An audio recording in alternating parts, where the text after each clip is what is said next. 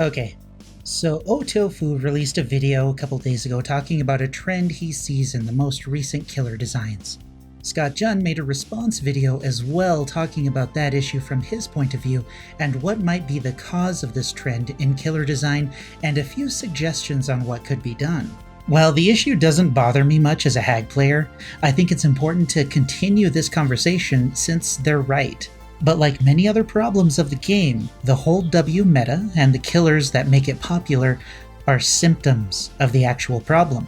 The devs have always been immensely single-minded in the designs of new killers, but it's not because they can't be more creative or that they're lazy, it's because of their core balance philosophy of 2 kills and 2 escapes and the community's misguided insistence that Dead by Daylight is a casual game. Space Coconut.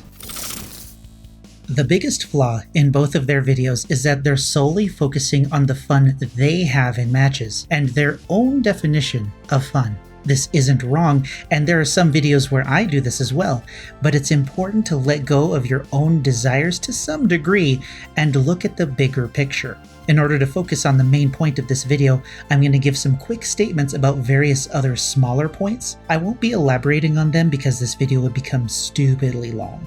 Let's work backwards. Unfun and oppressive in-chase killers popularized the Hold W meta. Holding W has been an effective tactic for years, but why? The simple reason is because of time. Survivors control how fast the match goes, and it's up to the killer to slow them down enough to stop them before they escape. This is where the term Gen Rush comes in. It's simply survivors doing their objective. But because time is against the killers, it's up to the killer to be as fast and as efficient as possible. This is where individual killers and a player's skill with a particular killer comes in, but we will skip over that for now. Survivor time control is evidenced by the fact that survivors can touch a gen for a fraction of a second to stop it from regressing, while a killer takes 2 seconds to initiate regression in the first place. I could give more, but this isn't the video for that.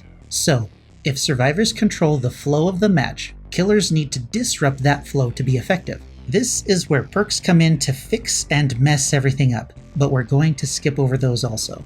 Now remember how the devs talk about how they want the game to be balanced around 2 kills and 2 escapes? How do they do that in an asymmetrical game? Think about it this way. How would you balance a tug-of-war match with 1 strong dude and 4 weaker guys? In my opinion, you would hinder the strong guy and help the weaker guys so that he can only pull 2 guys into the mud. There's nuance to this, of course, but you get the point I'm trying to make. Their balance philosophy is the root cause of all of the design and balance problems we have in the game today. This is such a problem that players create their own win conditions for the game. Players say they win when they pip, and others win when they escape or sacrifice a number of survivors. The devs have the participation award mindset when it comes to balance. They want everyone to feel like they've won just by playing the game. Unfortunately for everyone, by placing opponents in an arena and giving them opposing objectives, there will be winners and losers. And no matter how casually somebody plays the game, their goal is often to complete the objective they set for themselves. This is, by definition, competition, which means Dead by Daylight is a competitive game. Now, many people are going to say that the game shouldn't be balanced around the top 1% of players, and they're right. But they forget that there's still 99% of player wiggle room to balance around. Before I get into this part, I need to remind you that the only way this would work is if the devs officially define a win condition for each role. So from here, we're just going to pretend that the data is accurately gathered by the devs. What if the devs balanced around the top 25% of players instead? How about the top 50%? The balance of the game doesn't have to be balanced around the full-time gamers, but the data those players can provide will still highlight problem areas in the game that need to be addressed. This is what happened with the nurse. She was too good, so she got changed. Decisive Strike was good too, but was only changed due to nearly non-stop harassment about the issue. Holding W right now is effective against newer killers because the devs have found the recipe to maintain their poor balance philosophy. It's like that music group that had that one hit song and then all of their music afterwards sounded like that one song. You know the group I'm talking about.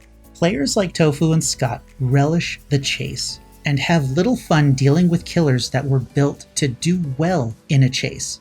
Those killers just so happen to fall into the 2-kill 2-escape philosophy very well. I've been saying this for years.